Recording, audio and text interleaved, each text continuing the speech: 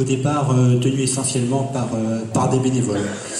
Il y avait une volonté associative de pouvoir bien différencier le lieu d'hébergement du lieu d'activité pour éviter qu'en journée, les personnes tombent dans une forme d'oisiveté. L'association a toujours voulu présenter l'activité comme un moyen d'épanouissement et non pas comme une occupation, quelque chose d'occupationnel. Dans la législation, effectivement, nous voyons l'importance du développement de la personne, son accès à la citoyenneté, mais je ne vais pas en parler beaucoup plus puisque les intervenants vont le faire à ma place. Voilà, c'est important de concevoir l'activité comme un moyen éducatif, un moyen social, mais aussi un moyen pédagogique. Accompagner la personne, c'est lui permettre de mettre en évidence ses propres compétences et de les combiner avec celles des autres. Pour animer le débat, j'ai la chance de recevoir aujourd'hui Nicolas Rosset, qui est éducateur spécialisé, donc diplômé de l'école européenne supérieure du travail social. Un éducateur qui a beaucoup travaillé sur le rôle de l'activité, sur la possibilité de l'accès à la culture des personnes en situation de handicap. C'est une personne qui intervient via son association Artistes d'abord auprès d'ESAT, auprès d'instituts éducatifs, thérapeutiques et pédagogiques. Nous avons eu la chance cette année de nouer avec cette association un partenariat, un projet qui mêle la musique, la danse, le chant, ainsi que la vidéo. Il aura l'occasion de vous en parler. Donc je vous demande d'accueillir aujourd'hui Nicolas Rosset.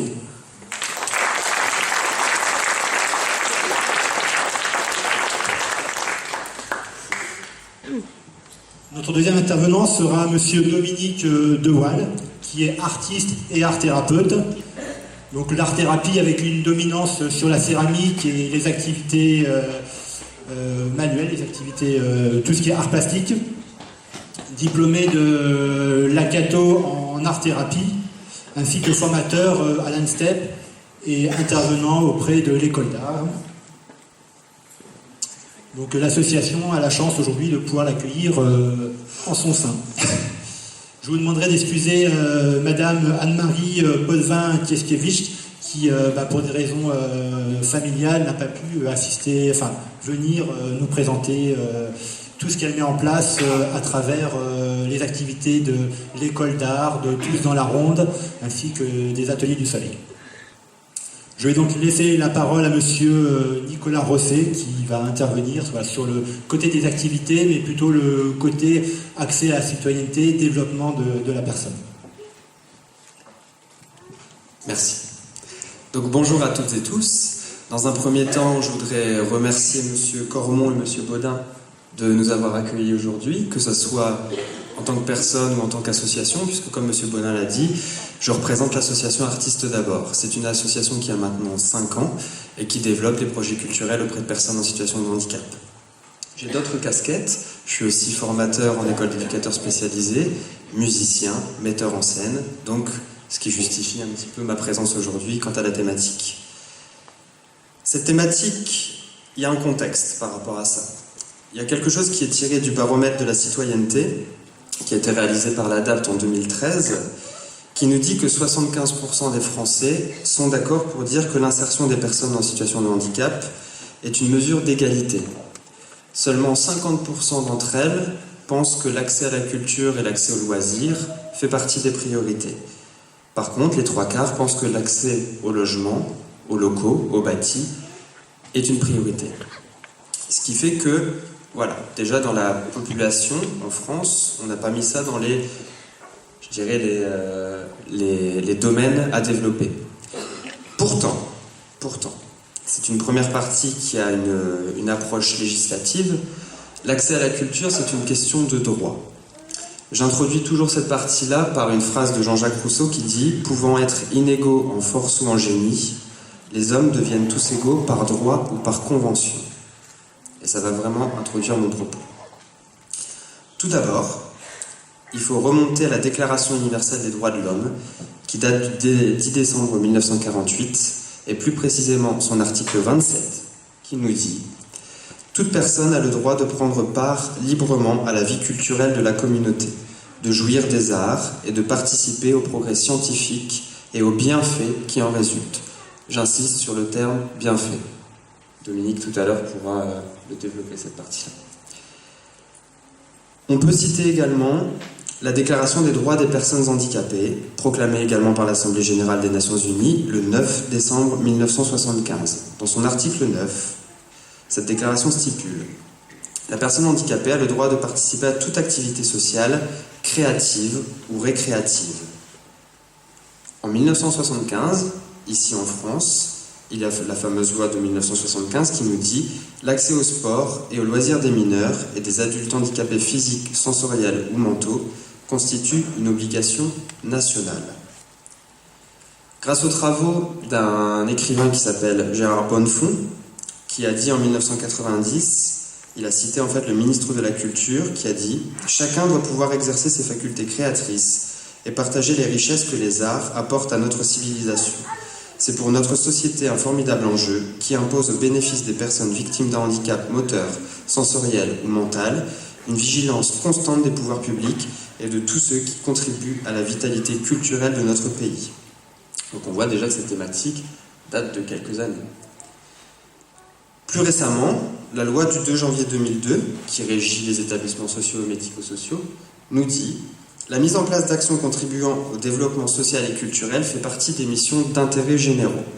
Il est également dit que l'accès aux loisirs, au tourisme et à la culture constitue une obligation nationale. » Enfin, la loi du 11 février 2005, relative à l'égalité des droits et des chances, qui stipule que toute personne a le droit à la solidarité de l'ensemble de la collectivité nationale, qui lui garantit, en vertu de cette obligation nationale, l'accès aux droits fondamentaux. On a vu tout à l'heure que l'accès à la culture faisait partie des droits fondamentaux au niveau de la Déclaration universelle des droits de l'homme. On peut donc déjà utiliser le droit comme contrat social entre les personnes valides et les personnes présentant une déficience intellectuelle, afin de favoriser la culture pour tout à chacun. Je vais vous donner quelques petits témoignages que j'ai pu recueillir au cours de mes expériences, puisque avec l'association, ça fait maintenant 5 ans qu'on travaille sur la thématique. Et c'est juste des témoignages à titre informatif pour réfléchir autour de ce que peut apporter la pratique culturelle et artistique. Le premier témoignage, qui est celui-ci. Pour moi, une grande joie face à la découverte du théâtre, le bonheur de me retrouver autre, de communiquer mon désir de vivre. Alors, qu'est-ce qu'on peut retirer de ce témoignage ? Ces paroles, elles ont été prononcées par une personne présentant une déficience physique. Elle nous dit que le fait de pratiquer une activité culturelle lui a permis de se donner une autre vision d'elle. Cette vision positive, car elle parle de bonheur, est consécutive à cette activité. On voit donc par là même le théâtre comme un réel moyen d'expression et d'épanouissement. Lors de chaque atelier, et les filles qui ont travaillé avec moi sur le projet peuvent en témoigner, je mets en place en fait en fin de séance un briefing afin de connaître le ressenti de chacun et ainsi faire évoluer l'activité en fonction des émotions, des désirs et des appréhensions. C'est de l'un de ces entretiens que provient le témoignage suivant. Une personne me dit « Ah ouais, ça me plaît. Merci à L et P, donc j'utilise des initiales pour garder l'anonymat, et à toi aussi Nico. Je peux chanter, ça me fait plaisir, je vais jouer devant des gens, c'est génial. » Le suivant, j'ai chanté une fois, c'était bien. Il faut donner du plaisir aux gens. Le troisième, je stresse un peu, mais je ne suis pas tout seul. Est-ce que tu crois qu'on va gagner? Alors pour le contexte, nous avions participé au festival Andy Music qui s'est déroulé à Gaillan Expo il y a quelques années. Et donc de ces témoignages, qu'est-ce qu'on va retirer? Que la pratique d'une activité musicale a un impact sur différents points. L'esprit de groupe, le fait de jouer un rôle au sein de la société, la création d'un objectif en reprenant la notion de donner quelque chose mais aussi de gagner.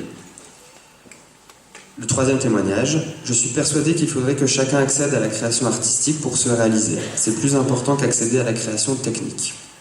Celui-ci est tiré d'un échange que j'ai eu avec un neurochirurgien qui dit, donc c'est cette phrase, et il explique que cette phrase, que la création technique arrive d'un apprentissage, mais que l'expression artistique provient d'un engagement de sa personne. Et c'est là où c'est important. Donc on a la culture, une question de droit, on a des témoignages, et ensuite l'activité. Qu'est-ce qu'on va mettre derrière l'activité? Qu'est-ce qui va permettre de donner du sens à cette activité? C'est, je vais dire, le travail principal de notre association. Dans un premier temps, je voudrais mettre en avant la qualité de vie, l'amélioration de la qualité de vie. La qualité de vie, elle est définie comme l'ensemble des propriétés et des caractéristiques d'un produit ou d'un service qui lui confèrent l'aptitude à satisfaire des besoins exprimés ou implicites. Si on se réfère à la pyramide de Maslow, on peut y repérer des besoins d'appartenance ou encore de réalisation de soi. Ce sont des besoins qualifiés d'implicites ou de secondaires qui englobent la reconnaissance, l'accomplissement. L'affiliation à un groupe, qu'il soit musical ou sportif par exemple, est recherchée également en fonction des valeurs qu'il véhicule. De plus, on parle souvent d'intégration par le travail, mais il y a une réalité actuellement sur le travail pour le milieu ordinaire, mais aussi pour les personnes en situation de handicap, puisque les listes d'attente pour entrer en ESAT, par exemple, sont très très longues. En Sambre-Avesnois, donc le territoire de l'association, elles sont de 5 à 7 ans. Donc c'est énorme. Qu'est-ce qu'on va pouvoir faire pendant ce temps-là? Et bien justement, l'activité culturelle peut pallier à ce problème. Donc je parlais du besoin d'appartenance. Pratiquer une activité culturelle permet à la personne de découvrir d'autres horizons, d'être en dehors des murs de l'institution, et ce, en intégrant un groupe qui lui est propre. Ceci peut paraître anecdotique, pourtant, un écrivain qui s'appelle Jean Maisonneuve nous explique, dans son livre Introduction à la psychosociologie, que l'individu prend conscience de son existence lorsqu'il apparaît à lui, entre autres, un groupe de référence. Le groupe de référence se définissant comme un groupe auquel l'individu se rattache en tant qu'il est membre ou auquel il espère se rattacher psychologiquement ou idéologiquement. J'ai vu, lors d'ateliers que j'ai animés, des personnes qui n'avaient jamais fait de musique, qui se sont retrouvées avec le statut de musicien et qui l'année d'après ont souhaité rencontrer des musiciens. Ils m'ont dit, on veut rencontrer des musiciens, on veut échanger. Donc là, on était vraiment dans quelque chose où les personnes se sont reconnues en tant que musiciens, ont obtenu un statut. Ensuite, on a le besoin de réalisation de soi. Encore une fois, dans les travaux de Jean Maisonneuve, le fait de prendre en considération l'opinion d'autrui, et tout spécialement du groupe de référence dont je parlais, joue un rôle dans l'établissement du niveau d'aspiration de la personne. On a, en développant ce type d'activité, des personnes qui vont développer des compétences, qui vont avoir des envies plus importantes. On va commencer par réveiller la curiosité, puis rentrer dans des systèmes qu'on va appeler l'autodétermination. J'ai envie de faire de la musique, j'ai envie de faire du théâtre, j'ai envie de faire du sport. Et tout ça, toutes ces choses qui vont être développées via l'activité culturelle, amènent vers un développement de compétences. On va avoir des compétences qui sont, par exemple, la mémorisation. On va travailler la mémoire. Ne sachant pas lire pour certains, mais aussi afin de présenter une prestation maîtrisée sans avoir de texte sous les yeux, cette compétence demandant une implication importante de la personne en situation de handicap intellectuel. On voit aussi apparaître des compétences et des capacités physiques et sensorimotrices, notamment l'utilisation de techniques comme la respiration ventrale, c'est-à-dire au niveau du chant, il utilise son corps comme outil. Il y a des compétences aussi psychologiques relatives à la gestion des émotions, comme aujourd'hui, on va présenter des spectacles et il va falloir gérer le stress. C'est une compétence qui est utile dans la vie de tous les jours. Et enfin, la partie plus importante au niveau de l'association, les représentations sociales. Souvent, la personne en situation de handicap ne bénéficie pas d'une image qui va être valorisée. C'est-à-dire que les personnes, par faute de connaissances, vont peut-être avoir peur, vont peut-être être en difficulté. Pourtant, via les représentations sociales, qu'on va pouvoir développer via la musique, via le théâtre, les compétences développées, on va pouvoir valoriser la personne. Et notamment, lui donner un statut d'acteur culturel qui est un statut valorisant. Et on va passer d'un cercle, on va dire vicieux, à un cercle vertueux où la personne va développer des compétences et se valoriser auprès de la société. Je conclurai mon intervention par une citation qui dit « Le principe d'intégration va à l'encontre de la tendance à s'isoler, à ségréguer et à manquer d'égard envers les personnes handicapées. Mais il va plus loin qu'une simple tolérance. Il inclut un engagement à considérer la personne handicapée comme un être à part entière, qui a des capacités et qui a sa place dans les sphères familiales, scolaires, professionnelles et plus généralement dans les communautés sociales, politiques et religieuses. Cette traduction, c'est un document anglais à la base, étaye le fait que l'accès à la culture est un facteur d'intégration, car il permet de changer la vision de la communauté sur la personne présentant une déficience par le biais de la culture. Je passe la parole à Dominique et je vous remercie.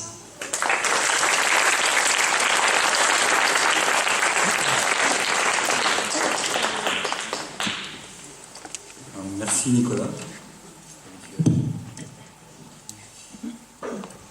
Alors merci à tous et à toutes d'être là. Et je voudrais déjà dire merci à l'association Betsaïd qui est actrice de cette rencontre et puis vous rappeler aussi le thème. Importance des activités dans l'épanouissement de la personne. Alors ce que je trouve intéressant dans ce thème, c'est le mot personne. Alors je vais rectifier un petit peu la présentation. Donc voilà, je suis marié, père de 4 enfants. J'ai exercé certes dans l'insertion et dans la formation professionnelle. Aujourd'hui je suis céramiste et j'en profite pour dire qu'il y a les portes ouvertes des ateliers d'artistes. Donc passez un bon week-end à aller visiter des artistes. J'ai aussi un DU d'art-thérapie que j'ai obtenu à la faculté de médecine de Lille. Et aujourd'hui j'exerce en hôpital de jour et en EHPAD. Donc ce matin, on va brosser un peu les fondements de l'art-thérapie. Je vais vous expliquer un petit peu ce que je fais, mon métier. Et ce qu'est l'activité humaine, l'épanouissement de la personne et l'art comme une activité spécifiquement humaine. Vous êtes d'accord? Non. Déjà, ça commence bien. Alors je vais commencer mon petit discours là par une belle introduction. Je dis belle parce qu'elle n'est pas de moi. Une personne a dit en s'adressant à des artistes: ce monde dans lequel nous vivons a besoin de beauté pour ne pas sombrer dans le désespoir. Je peux l'enlever, le micro? Pour ne pas sombrer dans le désespoir.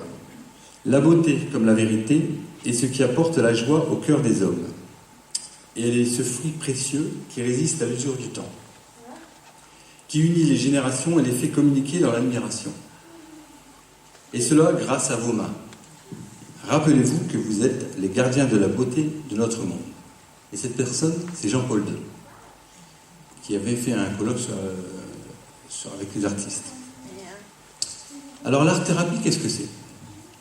C'est l'exploitation d'un potentiel artistique dans une visée humanitaire et thérapeutique. Ce qui implique que l'art-thérapeute exerce son métier sur l'autorité médicale ou d'un directeur d'établissement. Les fondements de l'art-thérapie. Premièrement, alors les fondements, c'est mon outil de travail.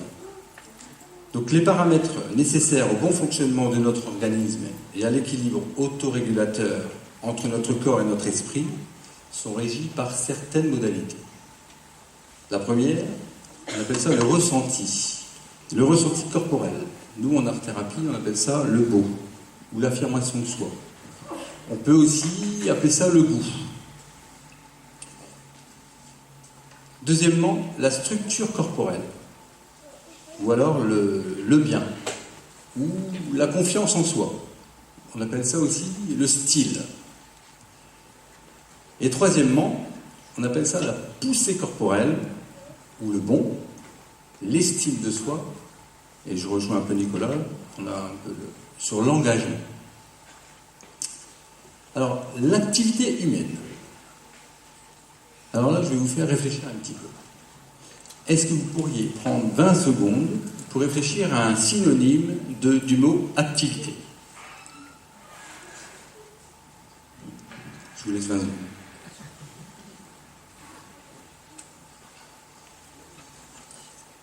Alors bien sûr, moi j'en ai toute une soupe.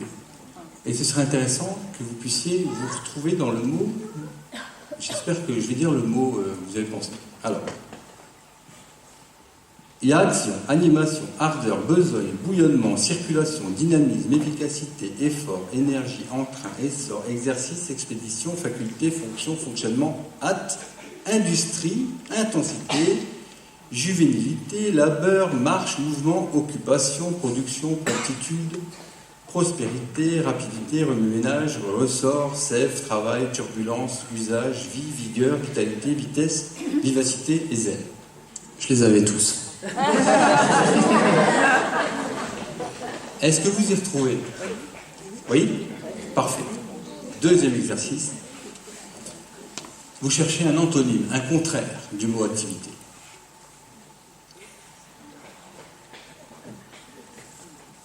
C'est bon? Parfait. Alors j'ai ankylose, apathie, assouplissement, atonie, chômage, congé, désœuvrement, disponibilité, engourdissement, ennui, fainéantise, inaction, inactivité, indolence, inertie, langueur, lenteur, léthargie, mollesse, non-activité, nonchalance, oisiveté, paresse, passivité, repos, retraite, somnolence, sommeil, somnolence et torpeur. Ça va? Vous y retrouvez?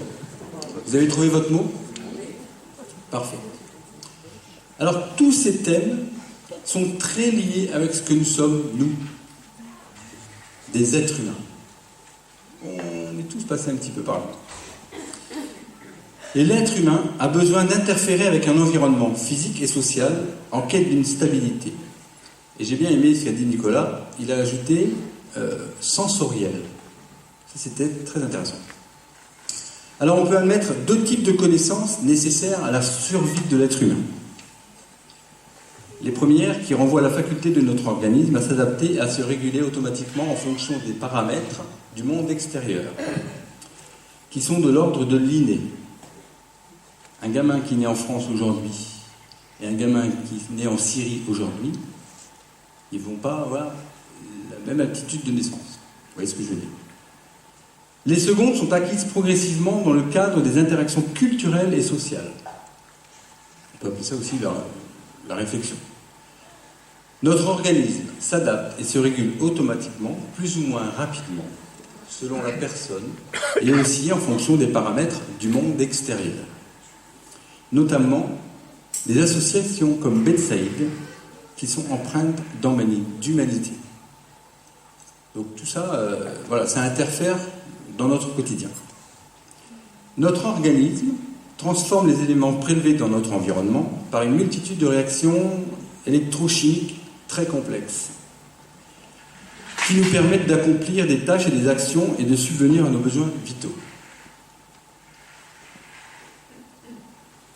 Nos mécanismes biologiques fonctionnent grâce à un savoir inné. Le savoir inné, c'est le savoir acquis à la naissance. Exemple, toutes les personnes qui naissent avec des émotions. Nous avons 4 émotions primaires. Vous les connaissez? Oui? Je vais vous les dire. Allez. La joie, la peur, la tristesse et la colère. Tout être humain qui naît avec ça. C'est ce qui nous permet de nous maintenir en vie les premiers jours de la vie. D'autres types de connaissances sont vitaux pour notre existence. Ces connaissances proviennent de l'enrichissement de l'ensemble du savoir de la communauté humaine. Ainsi, tout ce que nous découvrons personnellement contribue et constitue notre culture. À l'image de ce proverbe africain qui dit « Un vieillard qui meurt, c'est une bibliothèque qui brûle ».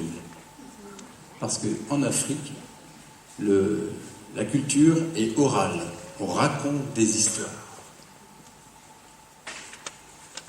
Le mot culture regroupe l'ensemble des structures sociales et des manifestations artistiques, religieuses, intellectuelles, qui définissent un groupe ou une société par rapport à une autre.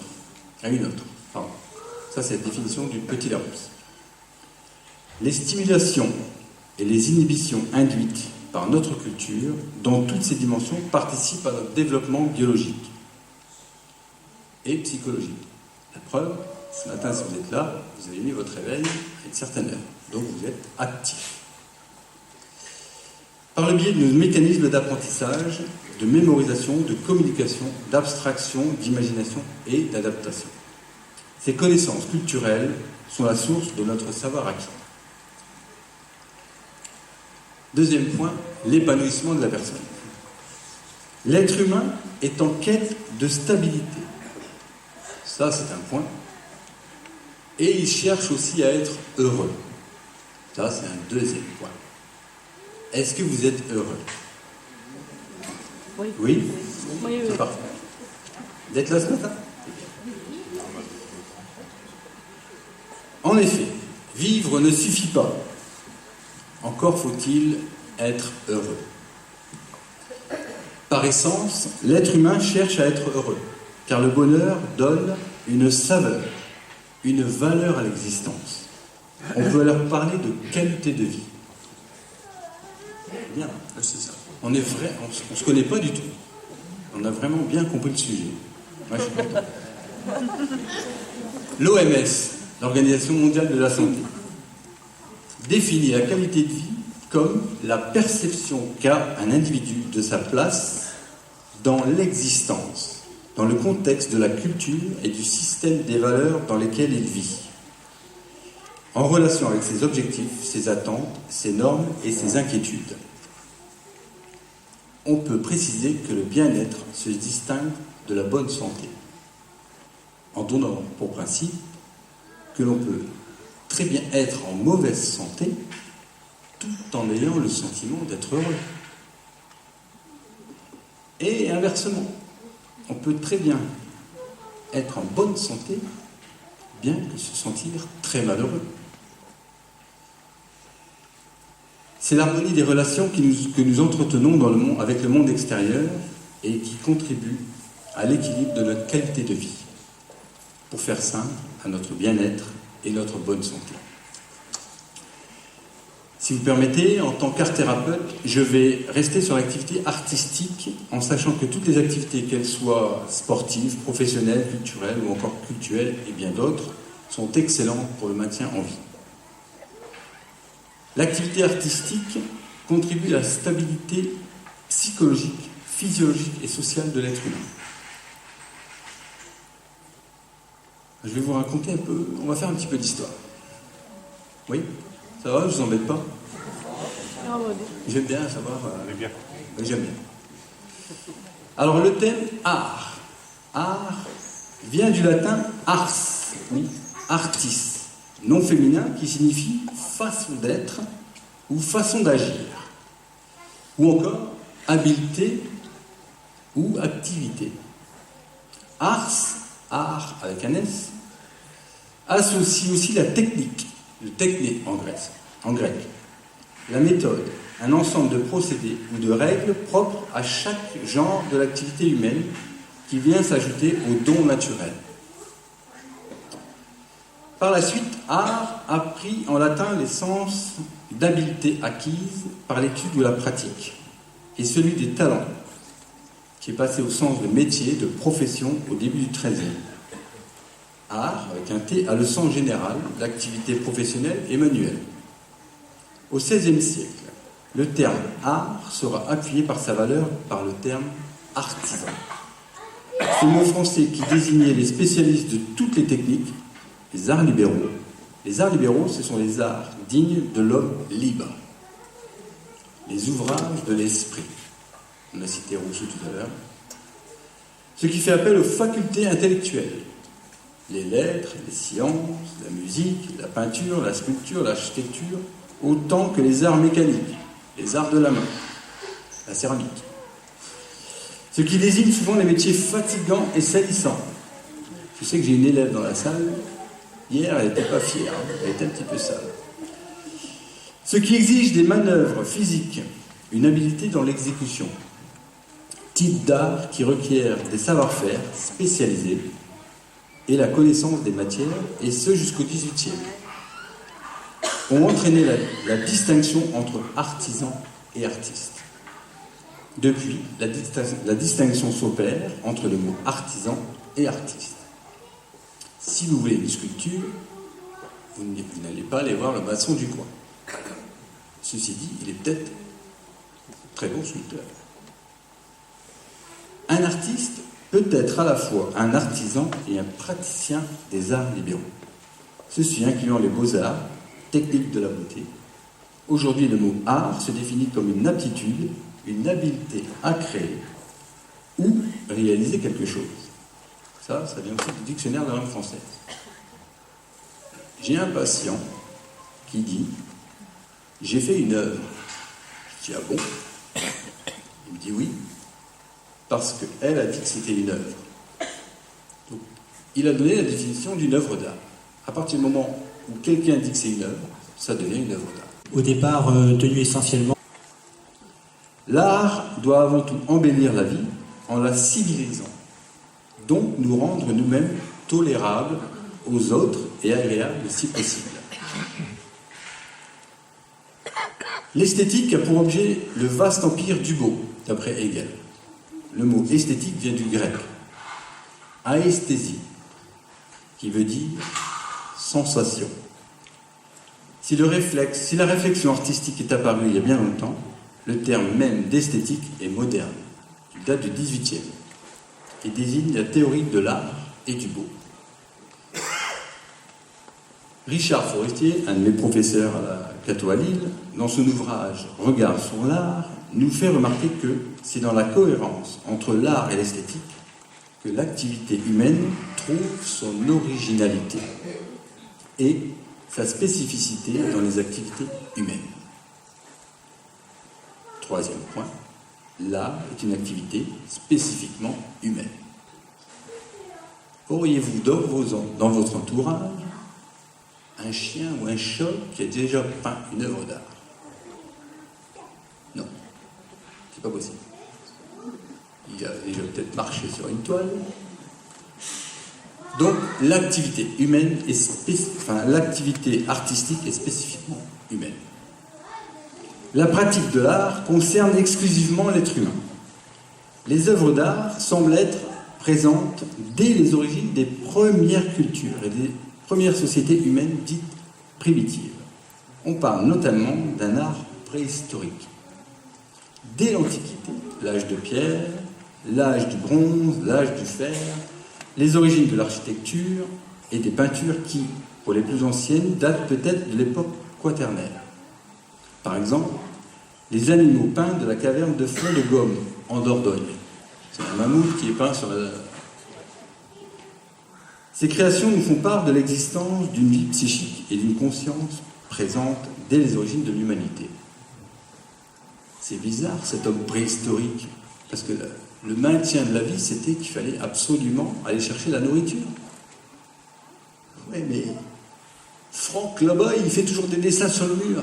Il ne vient même pas nous aider à... Vous voyez ? Ces créations nous font part de l'existence d'une vie psychique et d'une conscience présente dès l'origine de l'humanité. On peut dire que l'art est donc l'une des premières manifestations matérialisées de nos états d'âme, de nos affects, de notre recherche spirituelle et intellectuelle, et serait au fondement de notre culture.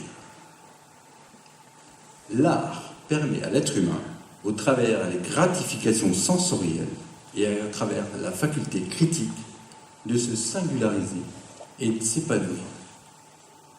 Le verbe gratifier vient du latin gratificare, excusez mon accent, de gratus qui veut dire agréable. Quand vous prenez un truc que vous grattez dans le dos, quelle sensation agréable, n'est-ce pas?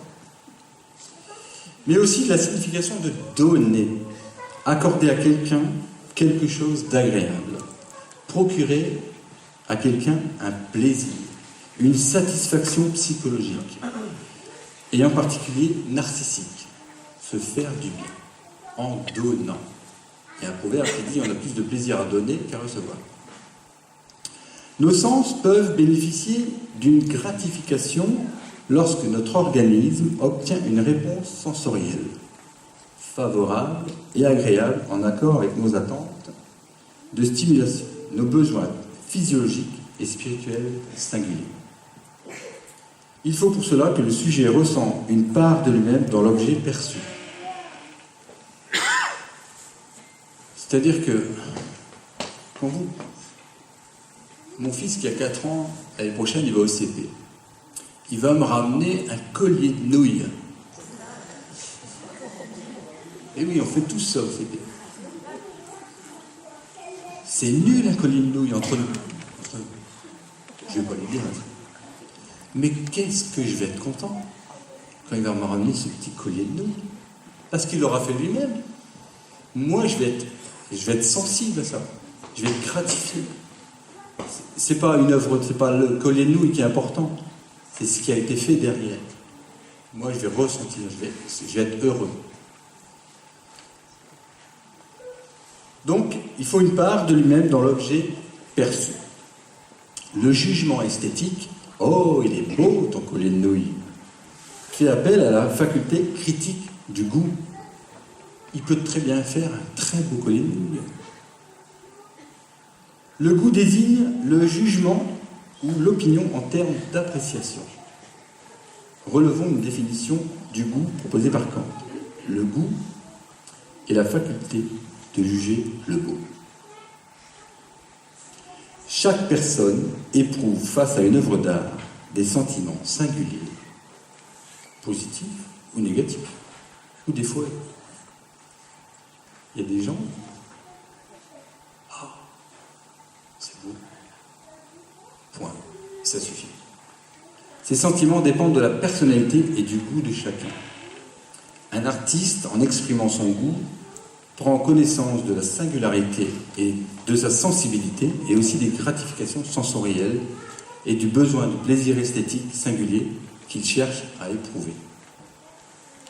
Quand je fabrique une petite boîte, j'ai besoin de prendre plaisir dans ce que je fais. Si je fais pour faire, je me plante. Cette faculté critique permet à l'artiste non seulement de s'extraire de sa subjectivité dans l'évaluation de son œuvre en confrontant au regard des autres. C'est très important qu'il y ait des dessins là-devant. Ça prouve que les personnes qui ont fait ça n'ont pas peur de montrer. Ils ont envie d'aller vers l'autre. Ils vont chercher la confrontation. Ainsi, ces traces participent à la conservation et à la transmission de la mémoire des êtres humains, dans une chaîne où les générations poursuivent une évolution en s'inspirant sans cesse des créations antérieures et de leur sensibilité spirituelle. Exemple de traces, vous allez au musée de la Chartreuse, vous allez dans les musées à Bruxelles, etc. L'histoire de l'art a donc influencé l'histoire de l'humanité. Je reviens un peu sur ce que Nicolas disait. Au niveau des pourcentages, la culture est très importante. En prenant une place croissante dans la construction d'une identité sociale en tant que mémoire culturelle, individuelle et collective. Et pour conclure, l'activité artistique maintient une cohésion sociale en travaillant l'expression, la communication et la relation. L'art, par sa valeur éducative, expressive et communicative, permet d'établir un rapport d'échange relationnel qui participe à la cohésion du groupe par le partage des connaissances, des traditions, des croyances et de façon plus générale, le partage des idées éthiques et identitaires autour desquelles des personnes qui ressemblent et échangent, qui rassemblent et qui échangent. La preuve, vous êtes tous là ce matin. Rousseau a dit « L'homme a besoin d'échanges et de relations sociales. » Émile, à l'âge de 12 ou 15 ans, apprend que nulle société ne peut exister sans échange. Les relations intersubjectives tissées par l'art permettent à l'être humain d'acquérir, par la contemplation et le mimétisme, des connaissances nécessaires pour sortir de son état nature. Alors l'état nature, c'est l'état de l'homme auquel on note tout ce que la société lui a donné. Mais surtout, dans un second temps, l'être humain participe à son tour à l'enrichissement de cette relation intersubjective en exprimant et en communiquant avec les autres. sa singularité de façon créative et personnelle. La transmission des connaissances enrichies par l'expression de l'imagination, de la sensibilité et de la spiritualité de chacun peut fédérer une communauté autour d'idées, autour de croyances, autour de traditions et de recherches communes. Dans notre cas, on fait ça dans une vue artistique.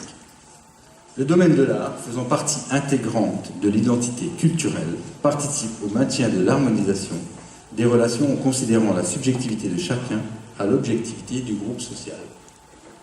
Ainsi, l'activité artistique, dans sa libre expression, dans sa communication intersubjective et les relations socio-culturelles, implique un partage de la sensibilité, des idées et des connaissances de chacun. L'art permet donc de vérifier ce que l'on perçoit est singulier, mais peut être également ressenti par autrui et se rendre compte que les sentiments peuvent être universels. Merci de votre attention.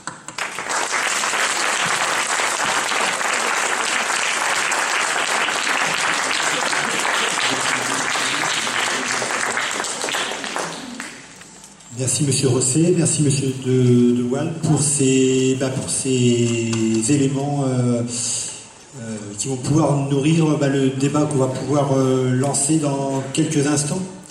On aura vu deux approches différentes mais qui se rejoignent sur de nombreux points, sur l'importance de l'activité, l'importance du développement de la personne. Je vous propose de prendre peut-être 5-10 minutes pour les personnes qui ont besoin de se dégourdir les jambes, mais aussi pour prendre un petit peu de temps pour marquer sur les papiers qu'on vous a posés sur les chaises, pour les personnes qui souhaitent, des éléments de réflexion, des questions qu'on pourrait aborder dans une deuxième partie de l'intervention, pour les personnes ne souhaitant pas forcément poser les questions à l'oral. Vous avez possibilité par le papier de nous faire part de vos suggestions, de poser quelques questions. Donc là, il est exactement 11h. Je vous propose qu'à 11h10, on reprenne le débat. Merci bien. Comment est-ce qu'il y a des précautions, des usages, je veux dire, un mode d'emploi assez particulier ou bien une certaine discipline à préconiser pour les personnes en particulier qui saisissent, c'est ça, mais il y en a tellement. Alors c'est sur cette question d'abondance et de surabondance et l'utilisation. Bon, si vous avez un petit avis là. Personnellement, j'ai un avis sur tout, donc je plaisante. J'ai pas bien compris votre question, monsieur. On est intoxiqué, si on veut, par toutes les images qui sont fortes. Et je pense qu'au niveau aussi qui est important pour eux, qu'ils apprécient les images des Jugots, mais d'être toujours, par exemple, toujours devant des images de télévision, etc., ou bien, c'est pas forcément de l'art, mais comment est-ce que ça peut être avantageux ou bien aussi intoxiquant? Alors je dirais, dans un premier temps, enlever la prise de la télé. Et je valide. Parce que c'est vrai, non mais on aurait tendance à croire. Aujourd'hui, je comprends ce que vous dites. On est dans une société où tout va très très vite. Il y a une information, il s'est passé quelque chose à Douai, 20 minutes après, c'est sur le net, c'est exceptionnel. Mais quand je parle de... Là, on va parler de la personne qui est au centre de tout ça, et c'est cette humanité-là. Et je pense que quand on rentre en relation, et avec le téléviseur, il n'y a aucune relation avec un téléviseur. Je suis comme tout le monde, je me pose devant la télé, et vous savez ce que ça me fait, la télé? C'est soporifique, ça m'endort. Donc j'apprends rien par la télé. Sauf que, ceci dit, il y a des médias excellents, et vous regardez des émissions excellentes, c'est parfait. Et alors, c'est là où toute la personne doit intervenir, dans le choix. Et on arrive sur le choix de la personne. Quand vous allez au musée de la Chartreuse, il y a une question intéressante ici. Est-ce que ça me plaît ou ça ne me plaît pas? Si un tableau, vous passez devant sans le voir, c'est qu'il ne vous plaît pas. Vous n'allez pas... Voilà, c'est tout. Ce que je vous invite à faire, si vous êtes... c'est quand vous allez visiter, prenez vraiment cette valeur de la visite, prenez une personne compétente pour vous expliquer une dizaine de toiles, et là, le musée du Louvre, si vous le visitez en une journée, vous verrez rien. Mais prenez un guide, vous verrez 10 toiles, et vous sortirez avec 10 histoires. C'est ça aussi, quelle est votre intention, vous qui êtes professionnel dans le maintien de l'éducation, dans le maintien pour toutes les personnes handicapées, c'est très important de les solliciter. Alors, est-ce que tu as aimé ou tu n'as pas aimé? Et aussi de leur faire confiance à un moment, la relation. C'est un peu, si je peux me permettre, ce que je disais tout à l'heure par rapport au développement de compétences. Via la pratique culturelle, on a aussi de la sensibilisation, c'est-à-dire qu'on découvre, on observe, on critique, et on permet à la personne qui bénéficie de ce type d'accompagnement de développer des compétences qui lui permettent aussi d'avoir des codes pour justement comprendre le monde qui nous entoure, parfois violent, parfois difficile puisqu'on nous submerge d'images, mais le fait de pratiquer une activité culturelle, ça va permettre justement de développer des codes, à différents niveaux bien évidemment, mais l'analyser, je rejoins ce que tu disais, c'est-à-dire regarder, comprendre ce qui se passe, c'est une mécanique, ça s'apprend. Et petit à petit, en faisant des activités du quotidien, en découvrant des tableaux, en écoutant de la musique, en développant son sens critique, on peut aussi avoir une approche différente de la consommation culturelle de masse via par exemple la télévision. Voilà, pas de souci. Si je peux me permettre, j'ai reçu une question papier que je vais lire et à laquelle je vais répondre. Donc la question c'est: dans le Nord, à quelle personne peut-on s'adresser pour obtenir un intervenant handi-musique dans un établissement, puis connaître le fonctionnement de l'atelier et le coût qu'il représente? C'est une question très pratique. Alors, pour information, il existe un réseau national qui s'appelle Musique et Handicap. Vous tapez sur internet Musique et Handicap et vous allez avoir une liste d'intervenants, d'établissements, de personnes qui sont affiliées à ce réseau. C'est un réseau déjà qui donne une qualité, puisqu'il est contrôlé, c'est un réseau national, et vous tapez Musique et Handicap et vous allez avoir toutes les informations en fonction des territoires, en fonction de vos attentes. Est-ce que vous attendez d'intégrer par exemple une école de musique qui accueille des personnes en situation de handicap? Est-ce que vous attendez un intervenant au sein de la structure? Voilà, donc il y a juste à aller voir Musique et Handicap sur internet. Et l'association Artistes d'abord est dessus. Voilà. Alors, ensuite, le coût qu'il représente, le fonctionnement des ateliers. J'ai envie de dire que la réponse est très large, parce qu'en fait ça va dépendre. Ça va dépendre si on va chercher quelque chose de récréatif, où on va être dans le plaisir, ou quelque chose qui va être plus à visée intégrative, où là on va partir sur un projet d'une année. Voilà, ça dépend. C'est en fonction en fait des attentes de la personne, des établissements et de l'intervenant. Et ensuite il y a un deuxième point qui doit être à ma destination propre. Assurez-vous des formations de bénévoles, c'est en projet. Voilà. Merci. Est-ce qu'il y a une question dans la salle? Brigitte.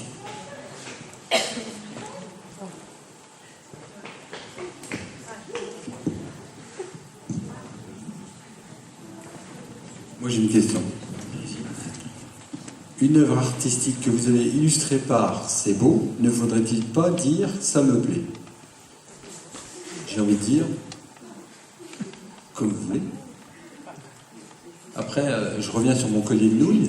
Si je dis à mon fils, oh ça me plaît, est-ce qu'il va comprendre? J'en sais rien. C'est très subjectif tout ça. Ouais, la notion de subjectivité. Pas de questions? Moi, oui. Enfin, moi, quand justement une personne réalise une peinture et puis, on trouve que pour nous, on va dire c'est un peu du gribouillis, on va dire. Mais que dire à la personne pour justement ne pas la dévaloriser et puis pas lui abîmer son dessin? Parce qu'on peut nous-mêmes le transformer, enfin le rendre beau, entre guillemets, mais ça ne sera plus son dessin. Alors qu'est-ce que vous conseillez? Alors justement, il ne faut surtout pas arriver d'en faire à la place de la personne, c'est-à-dire rajouter quelque chose à sa place. Parce que oui, effectivement, ça c'est pas une erreur, mais c'est pas à préconiser. Nous, en tant qu'intervenants, on est là pour faire avec, pour donner des compétences, pour aider la personne à réaliser quelque chose. Après, il suffit de trouver les bons outils.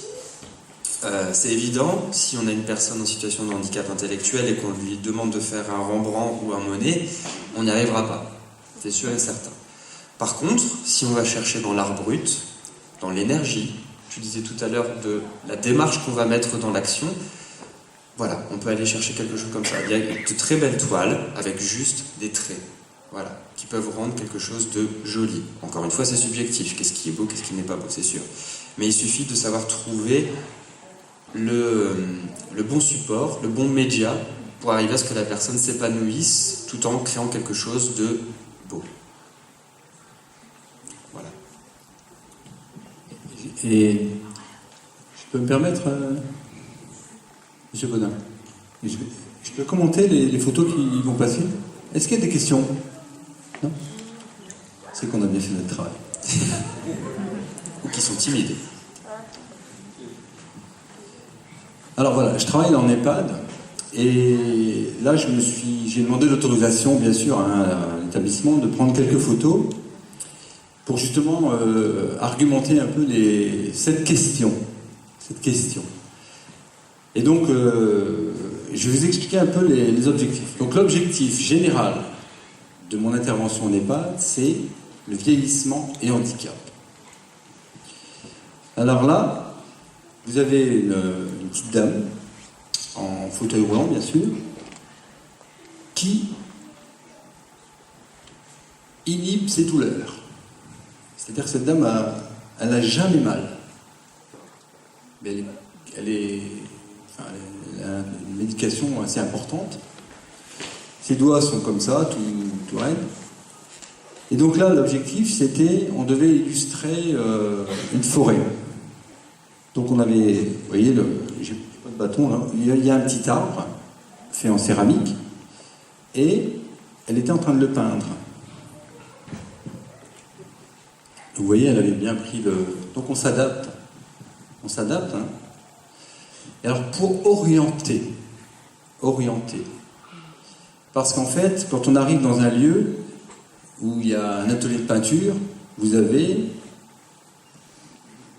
20 000 couleurs. Et là, notre métier, moi en tant qu'art thérapeute, je leur dis, bon, on va pas tout prendre. L'armoire, ça sert à rien, parce que ça va faire n'importe quoi. On va travailler avec 3 couleurs. Qu'est-ce que vous en pensez? Je sollicite la personne. Qu'est-ce que vous en pensez? Nanana, oui, elle est malade. On discute. Qu'est-ce qu'on choisit comme couleur? Donc, bien sûr, que si j'ai 3 heures devant moi et que je n'ai pas terminé l'heure, tant pis. Mais en tout cas, la personne aura été sollicitée. Je fais comment pour passer à l'autre? Ah voilà. Donc là, pareil, on est dans la décoration de la... Bon. Et vous voyez là, sur la table, il y a des petits morceaux de papier.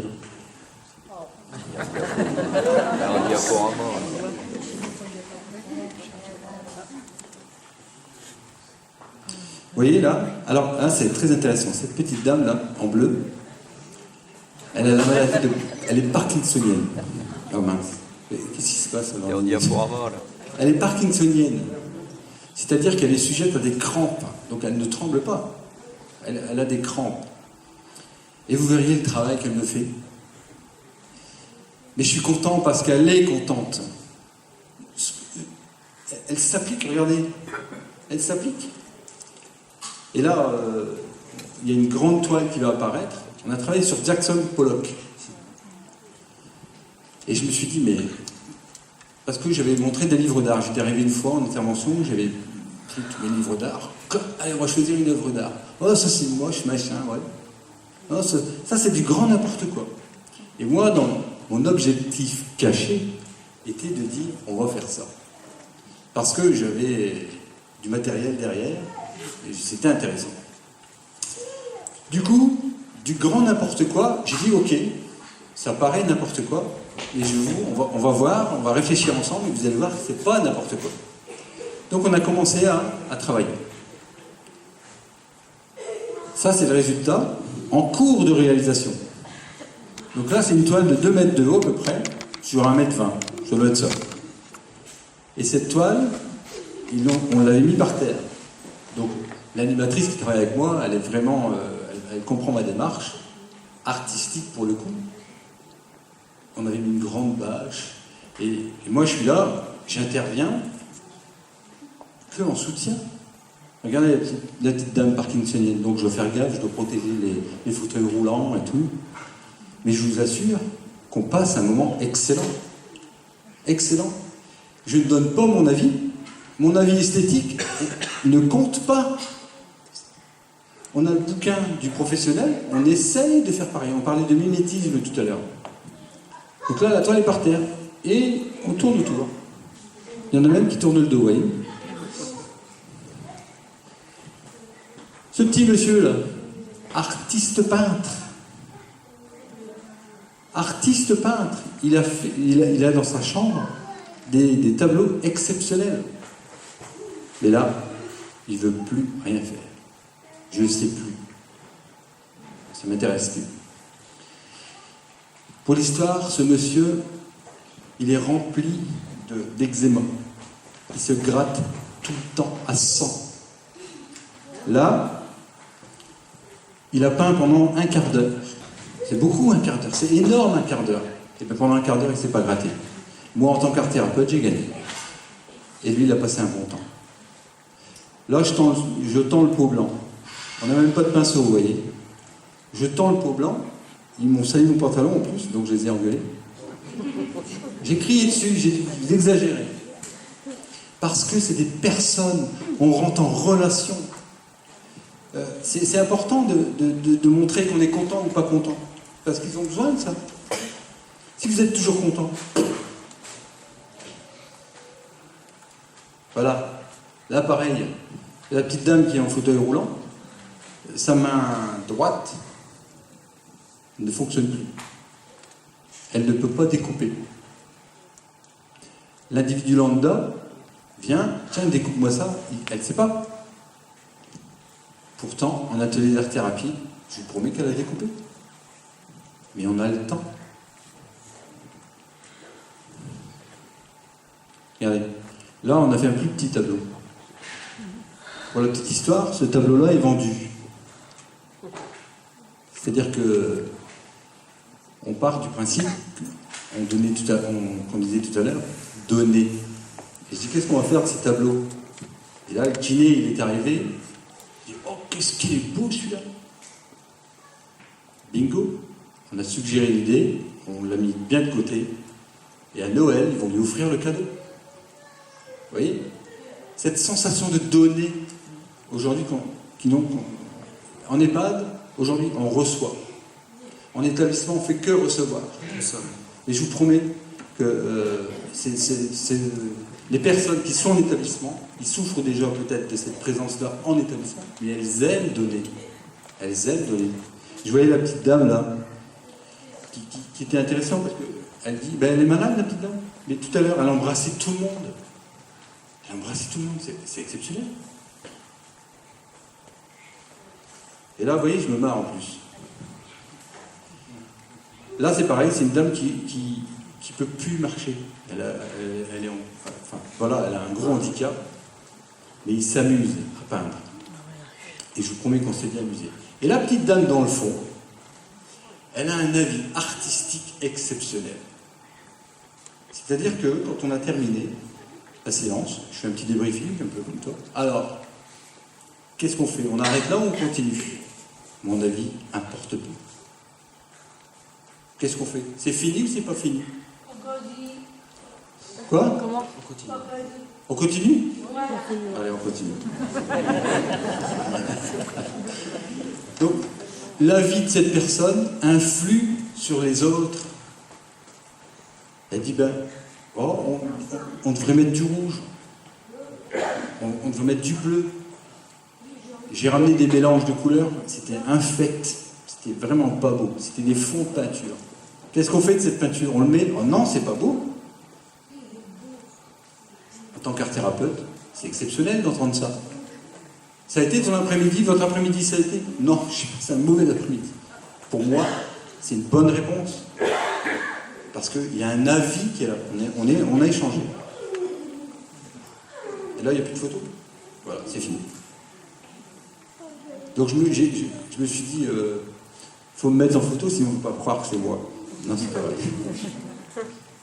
Et donc là, ça fait 4 semaines qu'on est sur le même projet. On est vraiment, j'ai le temps, on a le temps, on passe du temps. Mais c'est en lien avec l'établissement. La directrice ne vient pas, vous avez fait que ça aujourd'hui? Non, il y a une vraie discussion, une cohésion. Il y a une confiance qui s'installe. Et je pense que quand on parle de la famille Ben Saïd, c'est ça, il faut se faire confiance mutuellement. Et t'as rien fait aujourd'hui? Oui? Les personnes âgées, il faut les respecter. C'est vrai. Est-ce que c'est une question? À l'ESAT, ils ont mis une affiche et un numéro de téléphone. Si vous voyez quelqu'un qui ne respecte pas la personne âgée, c'est ça? Vous avez déjà téléphoné? Non. Vous avez de la chance alors. Oui. Il y a eu 83 samedi dernier. 83 ans. Elle est où? Bon anniversaire, madame. Les respects.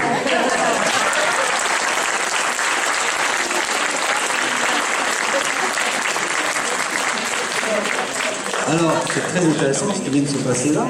Si ça, c'est pas de la gratification, c'est quoi? Pourtant, il n'y a rien d'artistique. C'est vraiment la personne qui est au milieu de tout ça. Donc, en tant que... je ne sais pas si vous êtes professionnel intervenant, mais en tant qu'intervenant, que ce soit une activité culturelle, cinéma, machin, musique, laissez la personne s'exprimer. On parle d'archaïsme. Si je mets une guitare dans la main d'un enfant, l'enfant, il va faire de la musique. Ce sera peut-être pas harmonieux, mais il va taper dessus. J'ai la chance d'être céramiste aujourd'hui. Je mets un bout de terre dans la main des gamins, tout de suite, il y a quelque chose qui se fait. Tout de suite. Mais, bien sûr que mes objectifs sont là, mais souvent, je les rabaisse. Je me mets à la hauteur d'eux. Oui. Est-ce que j'ai répondu à votre question? C'est parfait. Est-ce qu'il y a d'autres questions?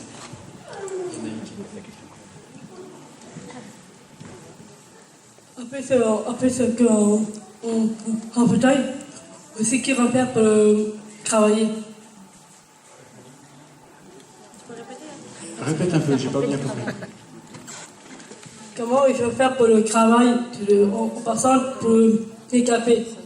Comment elles font pour travailler, les personnes handicapées? Alors, Oui. c'est ce qu'on disait tout à l'heure. C'est ce qu'on disait tout à l'heure en fait. Pour que la personne en fauteuil puisse quand même faire la peinture, il faut adapter. C'est toujours le mot. Il faut adapter. Philippe il dirait pareil. Philippe en handicapé. Oui. Mais Philippe, lui, D'accord. Donc tu parles d'un certain Philippe. Mon frère, il est handicapé D'accord. en photo. Eh ben, il faut adapter en fait l'activité en fonction des compétences de Philippe. Pas en fonction de son handicap, en fonction des compétences. J'ai mal le cœur pour moi, pour Philippe handicapé. Et Philippe, il veut faire quoi? Il veut faire de la peinture? Non, il travaille. Il veut travailler? Travailler. Ah oui. Alors là, il faut qu'il apprenne un métier. Tant mieux. Voilà, quand il est pour maman et papa qui s'occupent de Philippe, on prend les mains. Mais il y a quelque chose d'important dans ce que Anne dit, c'est justement la question comment on fait pour? Comment on fait pour quand on a un handicap? Comment on fait pour? Et ben c'est ce qu'on disait tout à l'heure, il faut réfléchir. Il ne faut pas faire ça n'importe comment. Il faut réfléchir, il faut adapter. Il faut parfois se creuser beaucoup pour réussir à trouver la solution. Mais il y en a toujours. Je travaille par exemple, moi, tu parlais de tes expériences, je vais parler des miennes. Je travaille en maison d'accueil spécialisée. Je ne sais pas si vous voyez quel type de public est accueilli en maison d'accueil spécialisée. Ce sont des personnes polyhandicapées, parfois avec de très grosses pathologies. Et on a une personne qui était en fauteuil roulant, en coque, et qui n'arrivait qu'à bouger la jambe droite. On était en musique, je demandais à taper au tempo, 1, 2, 3, 4, le 1 démarre, et il démarre pas. Par contre, le pied part après. Et ben, il a fallu de nombreuses séances pour dire, bon, je te donne un signal. Au signal, tu mets ton coup de pied. Et il s'est avéré qu'il avait toujours 3 mesures de décalage. Et ben, c'est pas difficile. Après, je lui ai dit, bah, dès que tu entends le 1, tu fais partir ta jambe. Et ce qu'il a fait, 1, 2, 3, 4, et sur le 1, il est tombé nickel. Et voilà, il suffit juste de réfléchir. Et cette personne qui au départ on disait mais non, il ne saura pas faire de musique, ça n'irait pas, on lui a adapté un grelot à son pied et il tape en tempo avec tout le monde, il fait partie d'un groupe de musique. Voilà, c'est juste une question de réflexion, d'adaptation. Et j'ai envie de dire, peu importe le handicap, il faut réfléchir. Tu disais quelque chose d'intéressant aussi, c'est il faut parfois descendre les attentes. C'est une réalité. Comme je disais tout à l'heure, on ne peut pas faire un Monet, tout le monde ne peut pas faire un Van Gogh, c'est une évidence. Par contre, tout le monde peut pratiquer une activité culturelle. Voilà. Est-ce qu'il y a d'autres questions? Oui, je voudrais vous poser, vous m'entendez là? Oui. Une question un petit peu différente. Vous avez insisté tout à l'heure sur les valeurs du beau, du bien et du beau, sur l'épanouissement de la personne, sur le plaisir et la joie que ça procure. En présentant vos peintures, j'ai été frappée par l'architecture, la décoration de l'EHPAD. Est-ce que vous ne trouvez pas, parce que moi j'en ai fait plusieurs, est-ce que vous ne trouvez pas que les EHPAD ou certaines maisons pour handicapés ne sont pas très épanouissantes, sur le plan de l'architecture, ça n'est pas très joli, la décoration est très froide. Et je me demande, je pense que c'est très important pour que... Il y a plusieurs réponses à ça en fait. Il y a plusieurs réponses à ça. Bon, dans un premier temps, comme je disais tout à l'heure, il y a une question de législation. C'est-à-dire qu'il faut qu'on adapte les locaux, avec parfois beaucoup de contraintes. C'est-à-dire, par exemple, mettre des rideaux unifugés, on ne va pas trouver des rideaux unifugés qui sont très design, peut-être. Voilà. Après, il y a une réalité. Moi, j'ai 2 grands-parents qui ont été accueillis en EHPAD. Et je me suis fait une réflexion qui va peut-être rejoindre votre idée générale. Par exemple, les outils éducatifs étaient des outils éducatifs à destination d'enfants. Ma grand-mère, 85 ans, ancienne directrice d'école, s'est retrouvée à dessiner des Mickey à 85 ans. Ben, je trouvais, moi, en tant que professionnel, quelque chose de très choquant. Il faut respecter l'âge chronologique de la personne, toujours adapté. C'est-à-dire que si on a une personne de 85 ans qu'on lui fait des Mickey, pour moi, c'est pas normal. Par contre, si on fait un coloriage, ce que je peux comprendre, on va travailler la motricité fine, on va essayer de créer quelque chose. Mais on adapte en prenant, par exemple, une œuvre existante, plus en respect avec la personne. Après, les locaux, on a des contraintes, c'est vrai. Comme je disais, la contrainte de la législation, parfois le bâti de base, qui est aussi contraignant. Mais voilà, c'est toute une réflexion. Je ne sais pas si j'ai répondu, j'ai apporté des pistes de...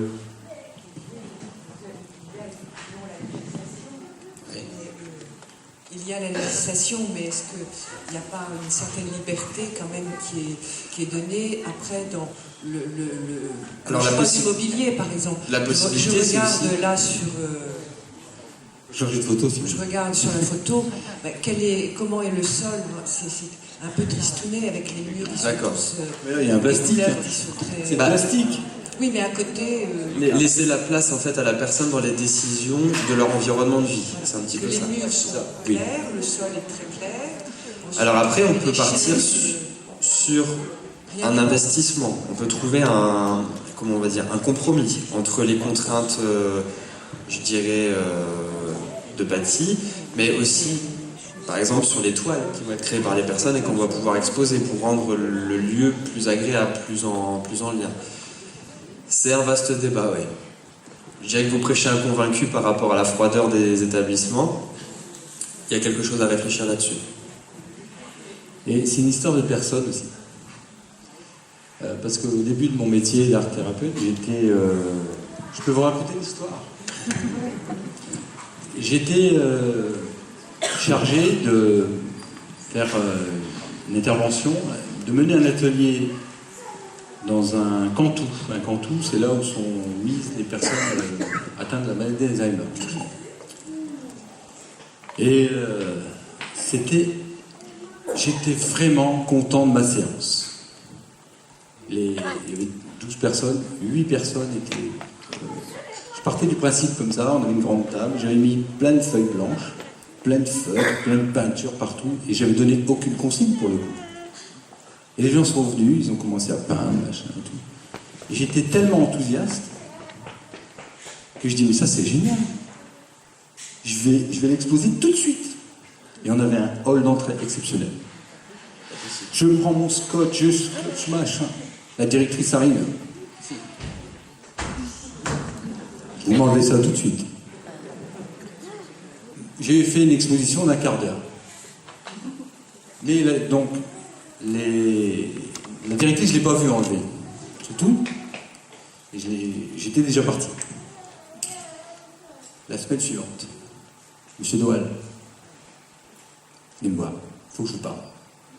Moi, je suis directrice d'établissement, on accueille des gens, et ça rejoint un petit peu. Il y a une règle à tenir, etc. Ça ne peut pas plaire à tout le monde, il y a un hall d'entrée. Non, mais vous êtes sensible à ça? D'autres non.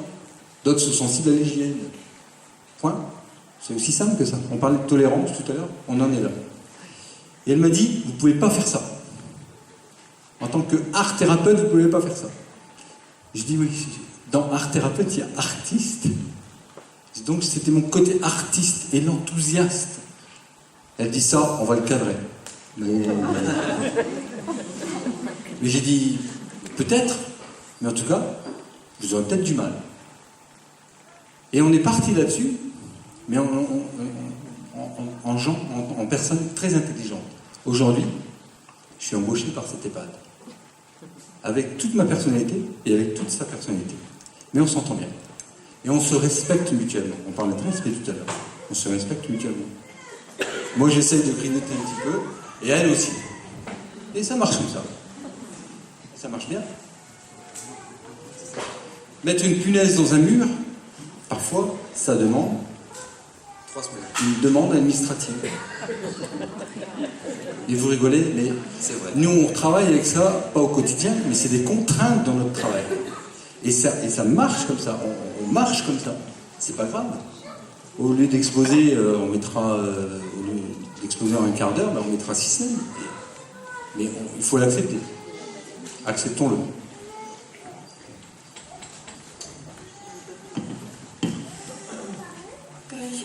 Quand je vois quelqu'un handicapé, pour moi, c'est émouvant. Ça prouve que vous êtes une personne bien vivante. C'est bien. Mais parfois, quand je vois quelqu'un comme ça, ça me donne envie de pleurer. Pourquoi? Parce que, Comment est-ce qu'il y a des... et je vais te dire pourquoi, quand je vois cette personne-là, quand je vois pas sa figure, pour moi, c'est émouvant. Écoutez, peut-être une explication. Madame, pourquoi on ne voit pas le visage? Oui. Contrainte administrative. Contrainte administrative. Et vous voyez, ça perturbe la petite dame qui est là.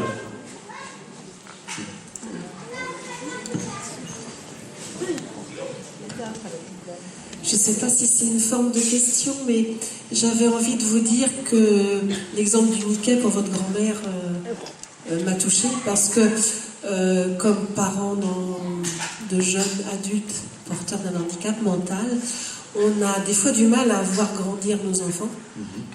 Et de par le handicap mental, c'est plus facile de proposer des activités, des outils. En fait, on a peu d'outils. Et je pense que c'est vrai pour les animations, c'est vrai pour la catéchèse, c'est vrai à beaucoup d'endroits, même au niveau des vêtements. Ma fille, elle fait du 34, donc je vais au rayon enfant.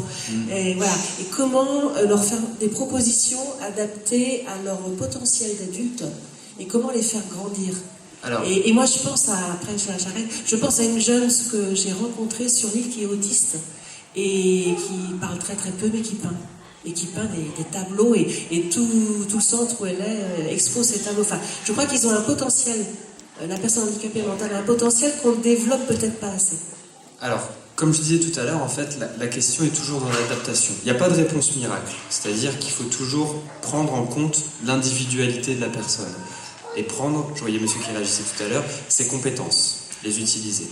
Après, moi, j'ai eu un exemple aussi dans le domaine de la déficience, une nouvelle fois dans une masse, où j'arrive, on discute, donc intervenant musical, est-ce que vous avez déjà mis en place des ateliers de musique? Oui. Est-ce que vous avez du matériel? Oui. Est-ce que je peux le voir? J'arrive, j'ouvre la caisse, des hochets, des petits tambourins, des petites batteries d'enfants, des petits singes qui font de la musique avec des cymbales. Et là, bon bah, pareil, mais madame la directrice, c'est pas des instruments de musique, ça. Ah si, c'est une activité musicale. Oui, c'est pas des instruments de musique, vous faites pas réellement de la musique. J'ai pris ma caisse à moi, je dis, vous voyez votre grelot enfantin? J'ai le même, mais en instrument d'adulte. Vous voyez vos petits tambourins? J'ai des bongos que j'adapte. Ah oui, effectivement, on peut faire ça. Eh oui, on peut faire ça. Il suffit toujours, donc comme je disais, pas de réponse miracle. Il y a autant de types de handicap que de personnes qu'on va accompagner avec les spécificités, la construction de la personne, ses compétences, mais il faut toujours bien réfléchir. Après, il y a effectivement la difficulté de l'individuel au sein du collectif, parce qu'en institution, on est aussi en collectivité. Et voilà, quand on se donne la peine, en tant qu'accompagnant, de réfléchir et d'adapter, on peut réussir énormément de choses. Et effectivement, il y a du potentiel dans chacun. Je vous rejoins là-dessus.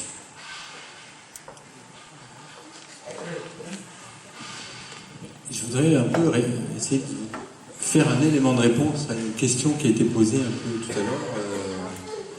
Sur le fait, c'est bien beau qu'on discute aujourd'hui, et concrètement, il se passe pas mal de choses déjà.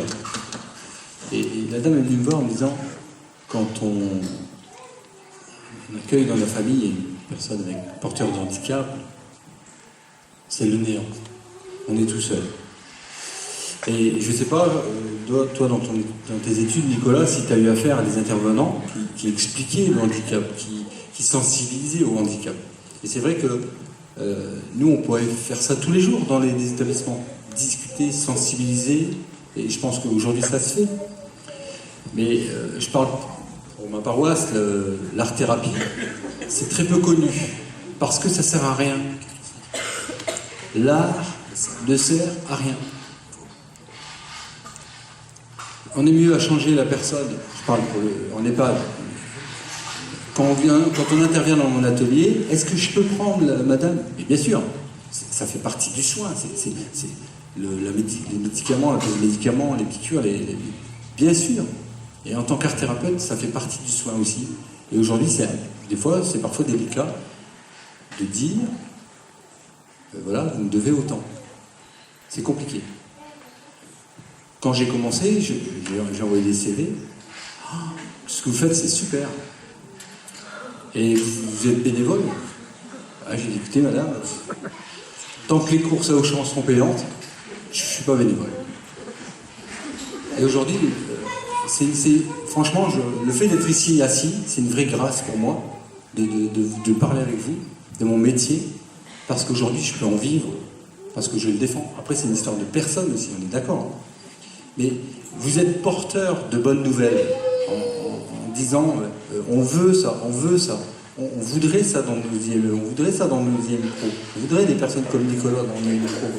Voilà, et ça c'est intéressant. Mais voilà, après je dis pas qu'on est des gens ou des femmes de qualité, c'est pas ça que je veux dire, mais c'est vous qui êtes porteur de ça, de ces projets-là. Et le projet de la famille, le projet du nouvel établissement, c'est assez impressionnant. C'est impressionnant. Mais il y a de belles choses qui se font quand même. C'est jamais suffisant. Mais quand on est touché de près, c'est jamais suffisant. On le voit, je ne sais pas si vous avez été avec les PEL, les enfants, les parents ils ne voulaient pas le samedi, ils ne voulaient pas le mercredi, ils ne voulaient pas ceci. C'est très compliqué. Parce que moi, je ne peux pas, j'ai une heure, machin. Si on individualise tout, c'est très compliqué. Et en même temps, dans le collectif, c'était un peu ma conclusion, dans le collectif, il faut trouver sa place. Et vous avez de réelles choses. Moi aujourd'hui j'ai la belle place, mais c'est vous qui êtes acteurs de tout ça. C'est vous les parents, les grands-parents, qui êtes acteurs de tout ça. Voilà.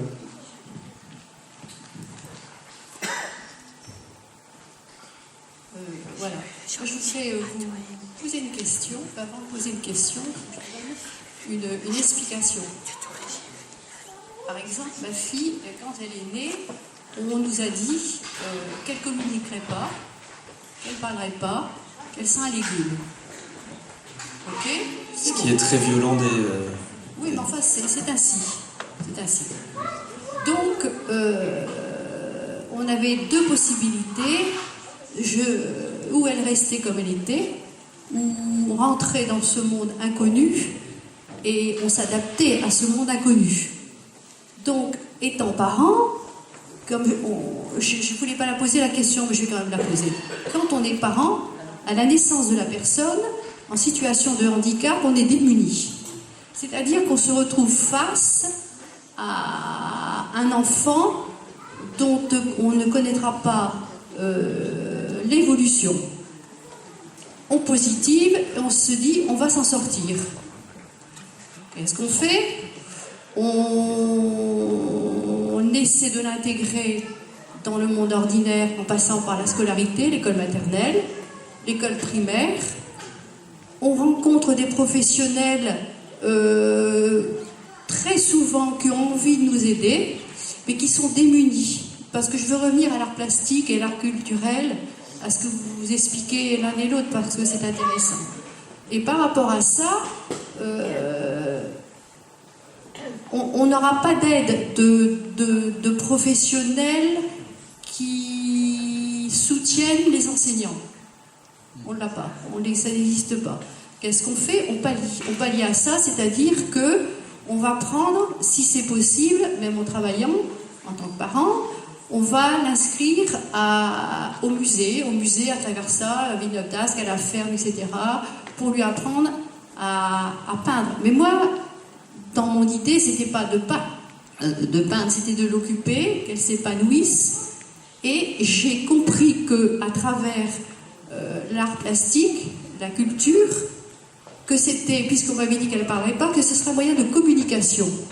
Et à travers cette peinture, elle a commencé à communiquer, c'est-à-dire qu'elle me faisait des dessins sombres quand elle était très mal, et elle me faisait des dessins très gais quand elle était en forme. Donc on a continué cette communication. Alors après, je vais m'arrêter. Donc après, il a fallu l'orienter IME, IM Pro, etc. Bon, moi, c'est pas du tout ce que je voulais pour les raisons que j'ai évoquées tout à l'heure, parce que je voulais prendre en charge l'éducation de ma fille. Elle est allée donc en Belgique. En Belgique, donc les portes se sont ouvertes et ces moyens de communication existaient. Et pourtant, elle a 32 ans.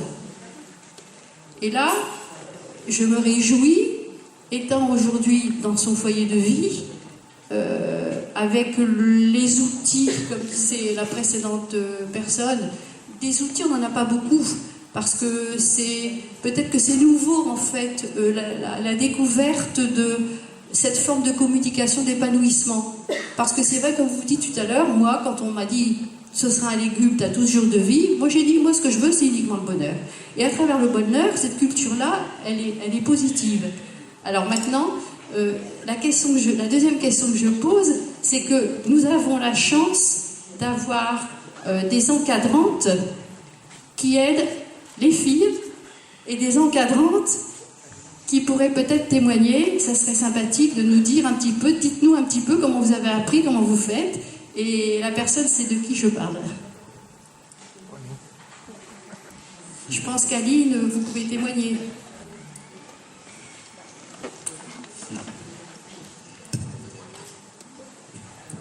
La question est celle-ci. C'est que moi, je me souviens, quand vous aviez l'atelier de peinture, etc., par exemple, la petite, elle vient de dire, je voudrais faire ça et ça, vous m'avez dit, je n'en sais rien, je ne sais pas comment on fait.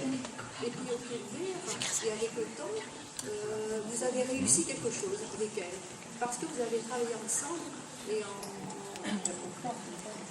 voilà, le temps et apprendre ensemble à travailler. Parce que vous aussi, les professionnels, vous découvrez ce monde-là qui évolue. Parce qu'on est en 2014. Et là, la question est trop grande. Non, ce qui serait intéressant, mademoiselle ou madame, c'est que vous puissiez donner un peu de témoignage. On parlait de témoignage, je rebondis là-dessus, ça peut être intéressant. En tant que professionnel, vous êtes professionnel aujourd'hui ? Oui. Oui, bah allez-y, expliquez ce que vous faites. Comment vous avez appris ? on apprend sur le terrain, éventuellement, ou on apprend si on a déjà des pratiques. Moi, par exemple, en tant que musicienne, j'ai des bases. Ensuite, j'ai une demande de la part des résidents de faire de la musique. Qu'est-ce que je fais? J'ai mes bases, ok, mais j'apprends aussi en fonction de ce que m'apportent les filles. Tiens, on veut ça, on sait faire ça, ok, alors on adapte, on fait comme ça. Enfin, c'est ce que Nicolas disait tout à l'heure, ce que vous disiez aussi, on s'adapte en fonction de ce qu'elles nous apportent, de ce qu'elles veulent, de ce qu'elles sont capables de faire. Elles apprennent, elles nous apprennent. Voilà. Après, pour Camille, pour l'art plastique... Pas spécialement Camille, puisqu'elles ont toutes des difficultés différentes. Ah oui, mais c'est pas qu'elles ont des difficultés différentes, il n'y a pas de difficulté en soi, c'est qu'elles ont des capacités différentes. Voilà. Après, il y a une importance au niveau de l'accompagnement naturel, comme on les appelle au niveau de l'association, c'est qu'il va être force de proposition. Il va éveiller la curiosité. Après, tous les encadrants, tous les accompagnants n'ont pas toutes les compétences, c'est sûr. Tous les éducateurs spécialisés ne sont pas peintres, toutes les AMP ne sont pas musiciennes. Il y a une réalité. Et dans ce cas-là, il ne faut pas hésiter justement à, travailler en partenariat. C'est quelque chose d'hyper important dans l'accompagnement actuel, parce qu'une institution, avec toute la bonne volonté qu'elle veut, elle ne peut pas répondre à tous les besoins. C'est pas possible. Parce que y a des contraintes, parce qu'il y a le collectif, et c'est pas possible de répondre à tous les besoins qui soient les plus primaires aux plus implicites, quoi. Donc du coup, il ne faut pas hésiter à multiplier en fait l'accompagnement en travaillant en partenariat, en faisant appel à des art-thérapeutes, à des associations, à des musées. J'entendais que vous avez contacté un musée pour un apprentissage de peinture. Ça se fait. Donc là, il ne faut pas hésiter. Et il y a des structures qui permettent en fait d'informer les accompagnants pour ça, parce que parfois l'accompagnant se dit, bon voilà, j'ai une demande d'une résidente, elle veut faire, de la poterie. Ça tombe bien. Voilà, on a un céramiste. Je suis pas potier, comment je vais faire pour satisfaire ce besoin-là? Bonne question. Je monte un projet. Je réfléchis en quoi ce projet poterie va être intéressant, en quoi il a des objectifs qui vont correspondre aux attentes de l'établissement, parce que l'établissement a aussi un objectif. Et on va contacter la personne adéquate. Et on va travailler comme ça dans une triangulaire où tout le monde est gagnant. La personne accompagnée, la structure et l'accompagnant, et l'intervenant. Et c'est un peu comme ça qu'il faut réfléchir, je pense, l'accompagnement moderne de la personne en situation de handicap. À un moment, on était, on satisfait les besoins fondamentaux. On offre un toit, on offre à manger, on offre des choses comme ça. Maintenant, on est dans l'épanouissement, on est dans le développement de la personne. Donc il faut aller plus loin. Et pour aller plus loin, tout seul, c'est compliqué. Donc il y a vraiment une vraie tendance actuelle à travailler en collaboration. Et en ça, les professionnels et Aline travaillent bien comme ça. C'est ce que j'ai fait. C'est ça, c'est exactement ça. J'ai apporté ce que je pouvais en musique. Voilà. J'avais une demande de faire encore plus, en théâtre également. J'avais des limites. J'ai appelé l'association Artistes d'abord et c'est comme ça qu'on a... Voilà, et c'est une méthode d'accompagnement moderne qui permet justement de pallier, de répondre à tous ces besoins exprimés qui ne sont pas forcément satisfaits. Et maintenant, ça se fait de plus en plus. Je voudrais rajouter, il y a deux mots très intéressants que vous avez dit, c'est apprendre et limite. Et si un professionnel n'a pas de limite, on arrive à du n'importe quoi. Et c'est pour ça que moi, en tant qu'art-thérapeute, on parle d'équipe pluridisciplinaire. C'est-à-dire que moi, personnellement, je connais mes limites. On essaye de toujours aller un peu plus loin, mais c'est important, des fois, je dis ça, je ne peux pas faire. Donc, appelez quelqu'un d'autre. C'est ça. Si on me demande un jour de changer une personne, je dirais ça, je ne sais pas faire. Et etc., etc. Il y a vraiment des professionnels qui sont professionnels pour chaque tâche. Et c'est vraiment ce travail en équipe qui est exceptionnel, en fait. Et où la personne se sent vraiment prise en charge, mais non sans être dévalorisée. Pris en charge en tant que personne. C'est un bon boulot que vous faites.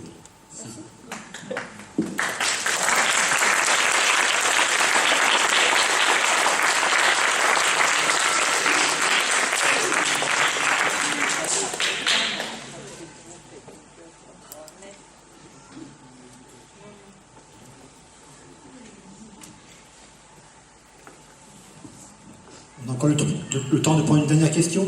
Est-ce que quelqu'un veut prendre la parole? Il y a une main qui se lève ici. Ah, Stéphanie. Sinon, on prend au hasard. Pourquoi il y a tous des fauteuils roulants là? Parce que moi, j'aime pas. Ah, il y a des fauteuils roulants sur les images. Ah, parce que les personnes ne peuvent plus marcher. Ouais, Donc on les met en fauteuil roulant. oui. Ça leur permet de se déplacer. Et il y a même des personnes, elles vont toutes seules, donc elles sont autonomes, quand même, malgré tout. Elles ne savent plus marcher. Ben, c'est ça que je veux dire.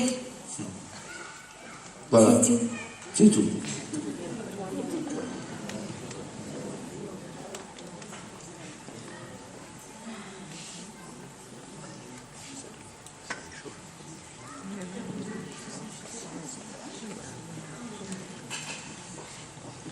Il y a une chose que j'aimerais souligner aussi, c'est que si vous n'étiez pas là, nous ne serions pas là. D'accord? Et puis aujourd'hui, notre société, je pense que le statut de personne handicapée commence à prendre sa place dans notre société. Ça commence vraiment à prendre la place. Dans les années 60, il y a des médecins parmi nous, il semblerait qu'on ignorait totalement un enfant ne souffrait pas. La souffrance de l'enfant n'était pas importante. Aujourd'hui, c'est pris en compte. Donc c'est toujours la partie médicale qui prend le dessus. Et après, on prend... Le maintien de la vie est là. Et après, on enrobe tout ce qu'il y a autour de ce maintien en vie. Donc on peut pas... Tout ce qui a été fait, c'est exceptionnel. On maintient la personne en vie et on fait autour. Et ça, c'est bon. Ça, c'est une belle évolution dans notre société. Aujourd'hui, si on est là, c'est que vous avez œuvré dans le bon sens.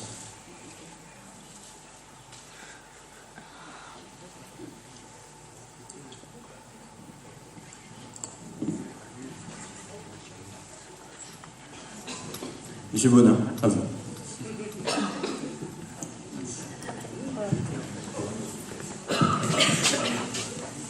Je voulais juste vous dire un petit truc, pour revenir à la thématique, l'importance des activités. Vous allez tout simplement le voir cet après-midi pendant les petits spectacles qui vont être présentés. L'importance des activités pour l'épanouissement de la personne, vous allez tout comprendre cet après-midi. L'importance qu'elles ont de faire, de montrer qu'elles sachent faire, d'aimer savoir faire, d'aimer vous montrer surtout. Et c'est là tout l'épanouissement que vous allez voir à travers des petites animations de cet après-midi, je pense. C'est une belle transition. Vous m'invitez alors.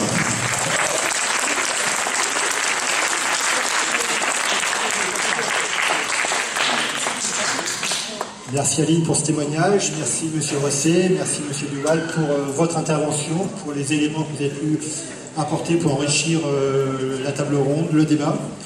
Effectivement, vous avez souligné l'importance du développement personnel à travers les activités, l'amélioration de l'image de soi qu'on peut en avoir, permettre aux personnes de devenir acteurs avec la notion d'engagement, la notion de responsabilité,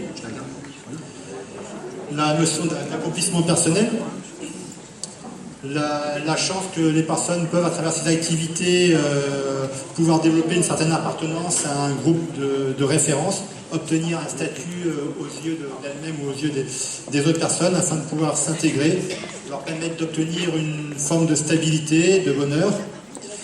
Et bon, on peut peut-être dire que grâce aux activités, cela permet d'embellir la vie. On va dire. C'est ça. Je pense que c'est le but premier de rechercher.